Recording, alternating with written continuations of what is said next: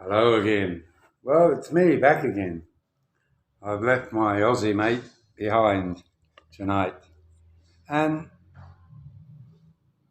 my thought this evening, before you settle in or get ready for the morning, as the light fades outside, it's a little after 6 o'clock here in the Philippines.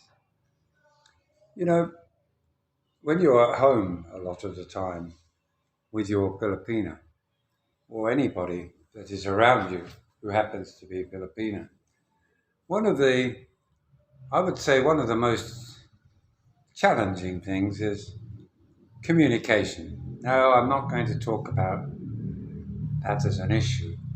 I'm going to talk about the fact that it's more than just communication. It's about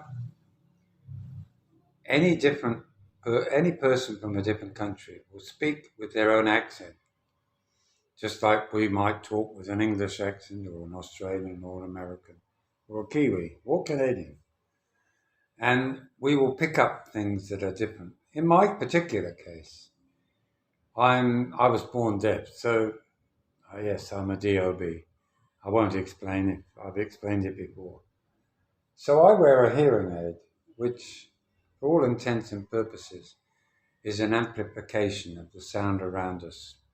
It won't tell me that somebody is calling me over there, or over here, or over there.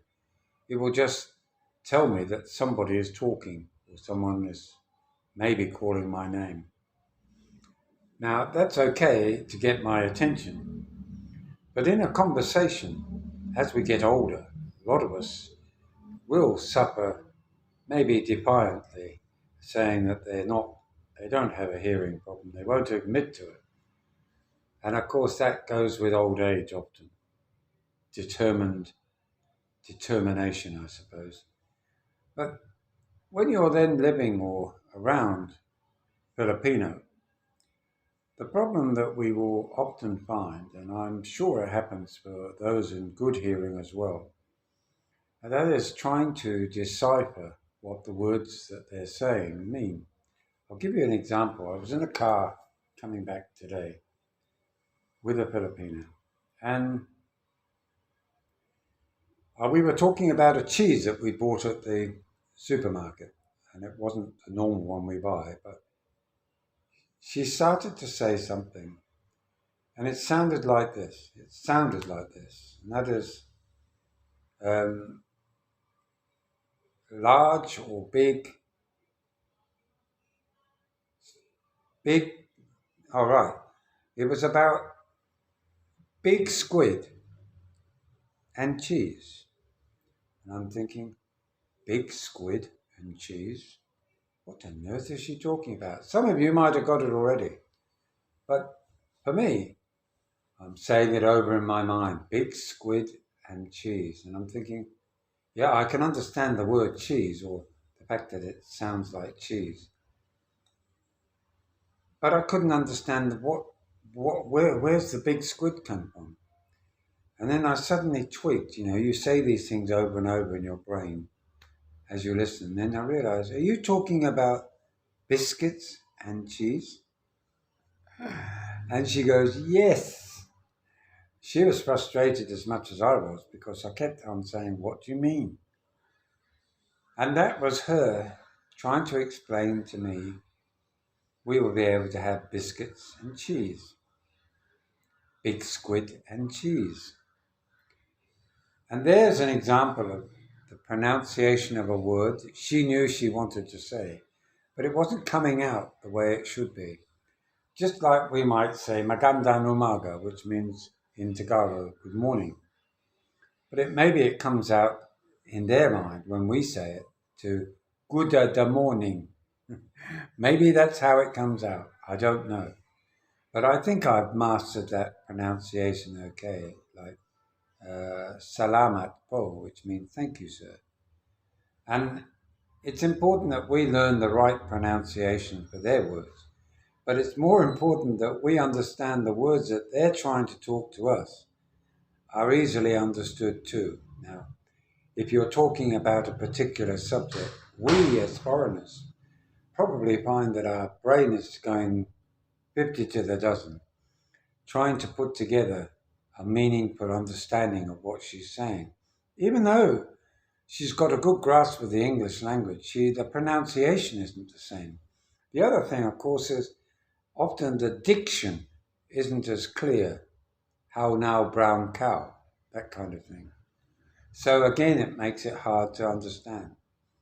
But if you're the kind of person that gets irritated easily, and that works both ways, because if she gets irritated, you really will never get to the bottom of what it is. She'll just say, oh, it doesn't matter. And that's even more frustrating for me, as I'm sure it will be for you. So guys, be aware that your Filipina may have the inclination to explain something to you in her broken English, or maybe the misspelt or the mispronounced words of the English language as she interprets them.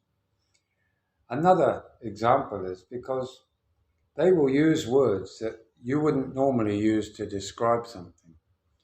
I was talking to my son in New Zealand just a few minutes ago, and he was telling me how one of his clients, one of his customers, said how he was a jovious person. And I go, a what? He said, a jovious person. I said, what's that mean? He said, well, Dad, I didn't understand, and I had to ask him. And I said, what do they say? They said, well, you're a cheerful chap. And then Michael said, my son, said, oh, well, if you'd said that, I would have understood. But then he asked me, is there such a word, Dad? And I said, well, I've never heard of a jovious person, but maybe there is. So while I was talking to him, when I managed to cut myself off and had to redial him, I had a look on Google and defined it. And it means a jovial. That's the word they were looking. Both the customers should have said a jovial person. He obviously got it round the wrong way. And I remember how many times various members of my own family over the years have maybe had a completely different understanding of a word. In fact, the word is often being used, and now I don't know how many times you've found it yourself. Maybe you haven't admitted it to somebody in the end. But we use words that we think are what the right word, and we find that they're not. Now, of course, there are people out there that will use the English language to confuse us. One to date is lawyers, and the other one, of course, is politicians when they don't want you to really understand what they're talking about.